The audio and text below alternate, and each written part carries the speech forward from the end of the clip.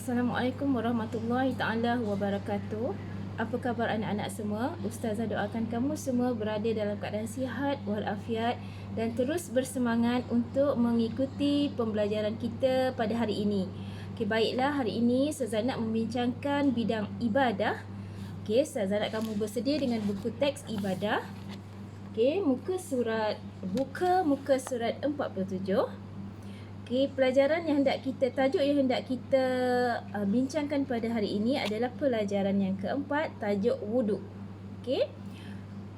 Ustazah percaya dan yakin kamu telah menjadikan wuduk ini adalah sebagai satu rutin harian di mana kamu amalkan pada setiap hari, lebih-lebih lagi sebelum kita menunaikan solat. Okey, baiklah, kita akan terus membincangkan tajuk wuduk ini, insya-Allah. Semoga ia dapat menambah baik pengetahuan kita serta kemahiran kita, insya-Allah. Okey, kita tengok pengertian wuduk. Okey, pengertian wuduk, kita tengok perbualan dialog di antara anak murid dengan ustazah mereka. Okey. Persoalan yang pertama dikemukakan, ustazah, apakah erti wuduk? Okey, apakah erti wuduk? Okey, jawab ustazahnya, wuduk pada bahasa ialah mengambil air sembahyang pada syarat membasuh anggota tertentu dengan air yang bersih dengan syarat dan rukun-rukun yang ditetapkan. Persoalan kedua yang disoal dari anak murid, ustazah, apakah hukum wuduk pula? Okey, jawapannya, hukum wuduk adalah wajib sebelum melakukan ibadah kepada Allah seperti solat dan tawaf. Okey, terus pada muka surat 48. Okey, muka surat 48. Keperluan berwuduk. Apa keperluan berwuduk dalam kehidupan seharian? Okey, Allah Subhanahu Wa Taala memerintahkan semua orang Islam supaya beribadah seperti solat, tawaf, menyentuh dan memegang Al-Quran. Sebelum melakukan ibadah, kita dituntut supaya berwuduk terlebih dahulu. Jadi keperluan berwuduk ni adalah satu tuntutan yang mesti kita lakukan sebelum kita beribadah. Contoh ibadahnya adalah seperti solat, sama ada solat fardu ataupun solat sunat, membaca Quran, berkhutbah dan tawaf. Okey, muka surat 49. Rukun wuduk.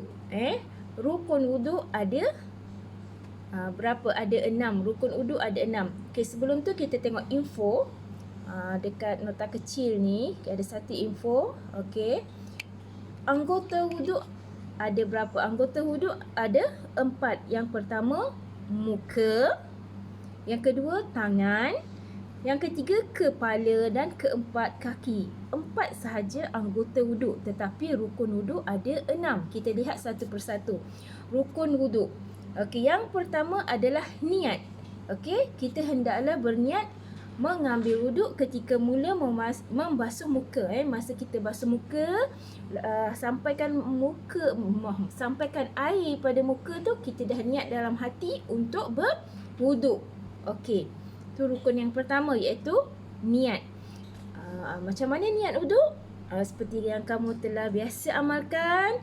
Okey, ada dua. Sama ada nawaitu raf'al hadasil aswari lillahi ta'ala, sahaja aku mengangkat hadas kecil kerana Allah Ta'ala, ataupun nawaitu wudu'a lillahi ta'ala, sahaja aku berwuduk kerana Allah Ta'ala.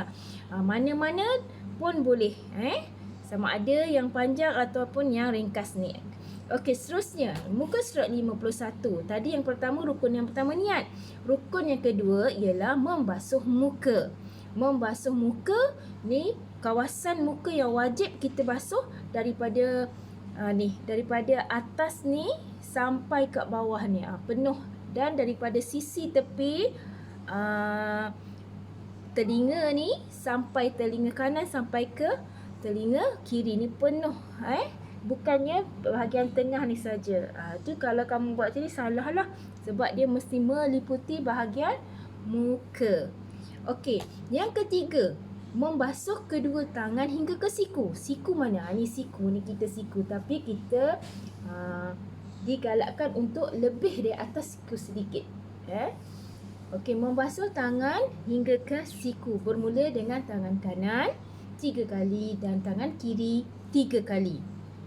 Seterusnya muka surat 52. Rukun yang keempat, menyapu kepala. Okey, menyapu sebahagian kepala. Okey, kita lihat nota kecil dekat sini, ada info dia nak tunjukkan di sini. Okey, saya alihkan dulu. Okey, info dia. Boleh menyapu air pada mana-mana bahagian kepala, sebahagian atau keseluruhan. Maksudnya, kamu boleh menyapu air kat kepala tu seluruh kepala ni atau sebahagian. Mana-mana bahagian. Selalu kita buat dekat atas ni kan, atas dahi ni kan.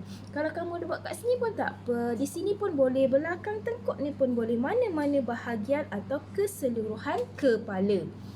Okey, seterusnya seterusnya rukun yang kelima ialah membasuh kedua kaki hingga buku lali. Buku lali tu adalah kalau kamu rasa ataupun pegang kaki kamu yang ada macam biji timbul tu yang keras tu, kita panggil buku lali. Kita kena basuh sampai ke buku lali, bukannya sampai lutut.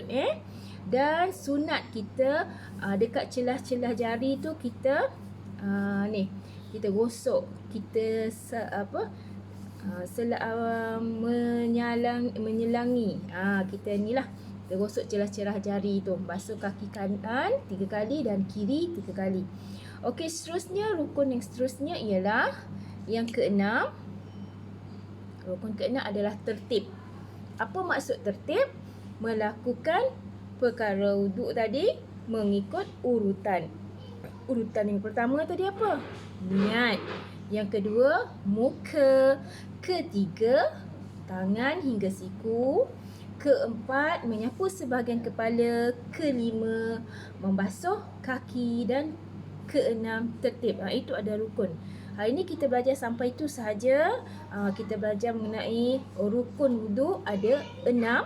Anggota wuduk ada 4. Anggota wuduk muka, tangan, kepala, kaki. Rukun wuduk ada 6. Niat, basuh muka, menyapu sebahagian kepala, membasuh kedua belah, menyapu sebahagian kepala, lepas tu membasuh kaki dan tertib. Ada 6. Okey, niat, basuh muka, basuh tangan, basuh sebahagian kepala, basuh kaki dan tertib. Okey, itu saja untuk pembelajaran hari ini. InsyaAllah kita akan sambung tajuk seterusnya pada pembelajaran akan datang. Okey, sekian. Terima kasih.